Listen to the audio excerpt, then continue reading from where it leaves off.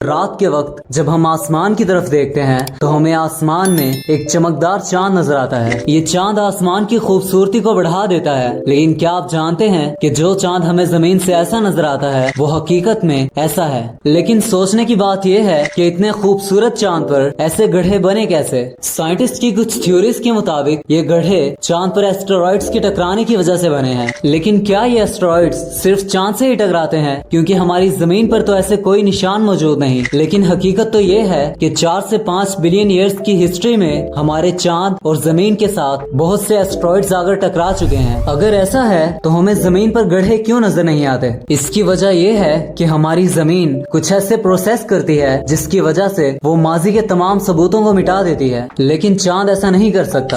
چاند کی سطح پر بننے والا ایک چھوٹا سا گڑھا بھی ہمیشہ کے لیے رہے گا، وہ اس لیے کیونکہ چاند پر کوئی ایٹماسفیئر موجود نہیں۔ 3 پروسیسز کے ذریعے زمین اپنے اوپر بننے والے گڑھوں کو آہستہ آہستہ ختم کرتی رہتی ہے۔ پہلے پروسیس میں ویدر، واٹر اور پلانٹس آتے ہیں، لیکن چاند پر نہ تو ہوا موجود ہے اور نہ ہی پودے۔ لیکن چاند پر سائنٹسٹ کو واٹر کے کچھ شواہد ملے ہیں۔ چاند پر جو نشان ایک دفعہ بن جائے وہ کبھی مٹ نہیں سکتا۔ چاند پر پہلی دفعہ جو ایسٹروناٹس اترے تھے ان کے قدموں کے نشان آج تک چاند پر ویسے ہی موجود ہیں۔ اس کے بعد آتا ہے ٹیکٹونک پروسیس۔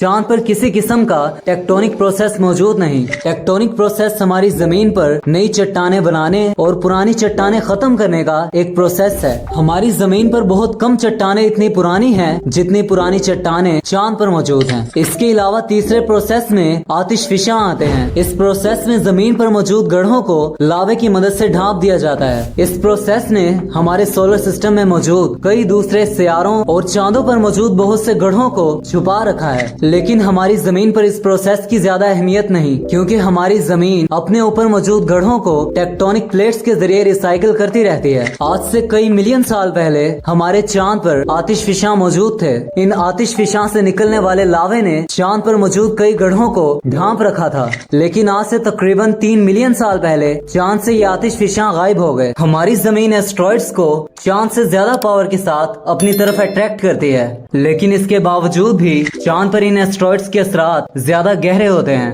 وہ اس لیے کیونکہ زمین وقت کے ساتھ ساتھ ان دھبوں کو ختم کرتی رہتی ہے، جبکہ چاند ایسا بالکل نہیں کر سکتا۔ کیا آپ کے ذہن میں کبھی یہ سوال پیدا ہوا ہے کہ ہمارے سولر سسٹم میں جتنے بھی چاند ہیں ان تمام کی راکی سرفیس ہونے کے باوجود بھی انہیں پلانٹ کنسیڈر کیوں نہیں کیا جاتا؟ مونز کو پلانٹ کنسیڈر کیوں نہیں کیا جاتا، چاہے وہ پلانٹ سے ملتے جلتے ہی کیوں نہ ہوں؟ آج ہم یہی جاننے کی کوشش کریں گے۔ ایک چاند کو سیارہ بننے کے لیے پہلی شرط تو یہ ہوگی کہ اسے ایک ستارے کے گرد گھومنا پڑے گا، نہ کہ کسی پلانٹ کے گرد۔ اس کے علاوہ اس کی گریویٹیشنل فورس اتنی زیادہ ہونی چاہیے کہ اس کے ریجن میں اس کے سائز کے برابر اسپیس سے کوئی دوسری چیز نہ آ سکے، اور تیسرا یہ کہ اس سے مکمل گول ہونا چاہیے۔ لیکن اس وقت ہمارے سولر سسٹم کا کوئی بھی چاند ان 3 خصوصیات کو پورا نہیں کرتا، اس لیے کوئی بھی چاند سیارہ نہیں بن سکتا۔